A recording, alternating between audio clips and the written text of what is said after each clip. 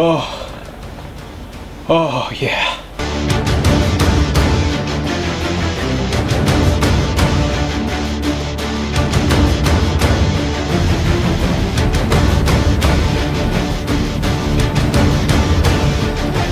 Pacific Rim. Man, when this movie came out, I remember my theater didn't get it. And I live in a pretty reasonable town. We're not living like fucking savages. There's no reason that we shouldn't have got Pacific Rim. But for some reason, we didn't get Pacific Rim.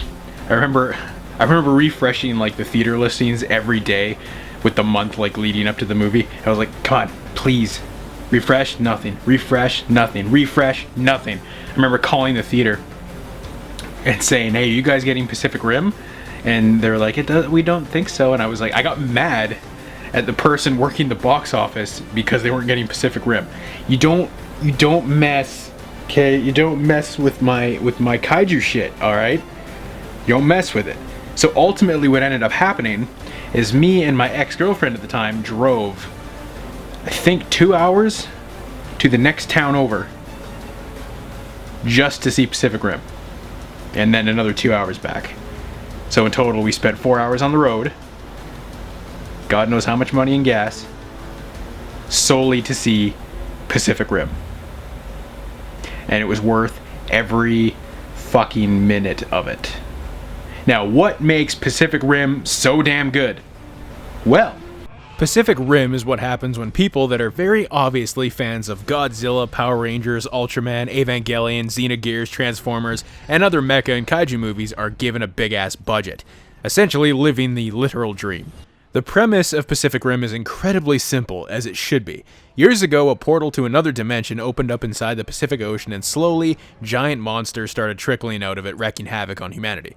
And if Godzilla movies have taught us anything, it's that the military isn't ever going to be able to do shit to a kaiju, so humanity builds their own giant weaponized mecha called Jaegers to fight and destroy the kaiju menace. I mean, come on, how is that premise alone not the greatest thing you've ever heard? But what I love about Pacific Rim is that yes, the premise is very simple, but they take it and flesh it out. This movie does world building incredibly well. Everything that happens in the movie, everything you see in the movie, it all has a name and a fleshed out purpose. I mean, they could have easily just had a single person pilot the Jaeger, which would have been a much simpler idea, but not nearly as interesting as needing two pilots and then adding on the whole neural handshake and drift stuff. Or how about the fact that when a kaiju is killed, since their bodies are so big, they can't be removed, so people end up building cities literally around the bones, making the corpses a part of the city. That's a question I've always wondered since I was a kid, and this movie didn't have to answer it, but it did. And take a franchise like Transformers, which is probably the closest Hollywood comparison there is to this movie. Go ahead and watch any action scene from any of the Transformers sequels, and tell me who the fuck each one is. I sure as shit couldn't. Not in Pacific Rim, every single Jaeger has a unique design that makes them stand out. I mean, Crimson Typhoon with his 3 buzzsaw hands, that's fucking awesome!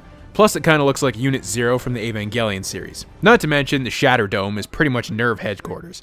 And that uniqueness transfers over to the kaiju as well. Every kaiju has a memorable look, from Knifehead to Leatherback to Otachi, they all stand out. Seriously, there isn't a single wasted action scene in this movie, every one of them is completely memorable. The fact that Guillermo del Toro has an eye for making his movies look very signature also helps.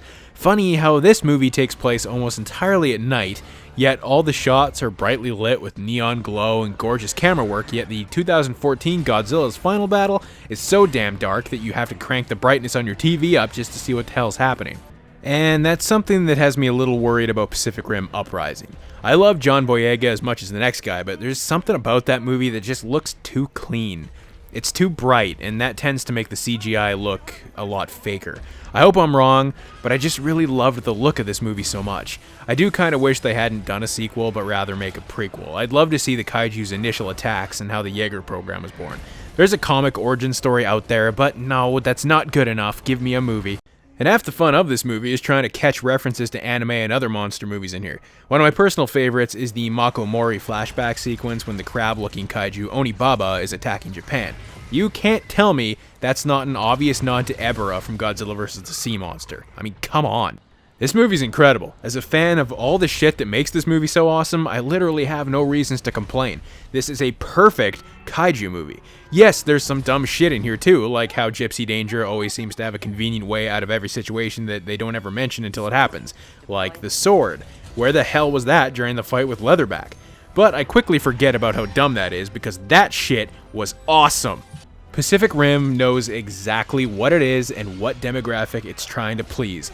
And oh, please it does. I ain't came that good in years, boy. It's a massive love letter to the kaiju genre, and it does it brilliantly. Speaking of which, Legendary owns the rights to both Pacific Rim and the new Godzilla, so I have to ask, where the fuck is that crossover? Make it happen, guys. It's a license to print money.